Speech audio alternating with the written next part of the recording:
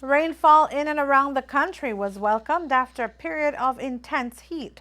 The rains were also a reminder of the flooding that several communities endured last year. We asked the City Emergency Management Organization liaison officer for the Belize City Council, Wayne Usher, how prepared is the city in the event of a recurrence? I can tell you that we cannot predict what's going to happen, but I can tell you, since last year and the experience that we had, we have learned so very much from that we are not going to make those same mistakes again this time around. We are much better prepared, we are much better aware of what to look for, and no flood will catch us off guard any longer here. We've learned our lessons last year. We saw the rains coming.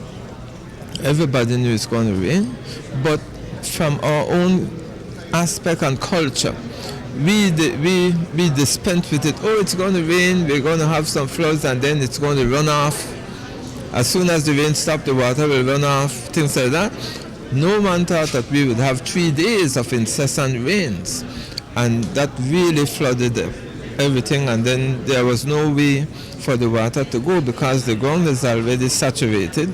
All the waterways are filled up, the tides are high, so that was an experience that we are better planned and better prepared for now.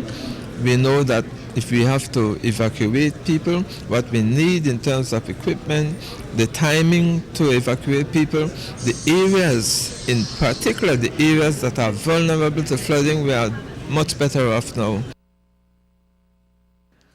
Mayor Darrell Bradley also commented on the potential for flooding and assured us that the Belize City Council is already taking precautions.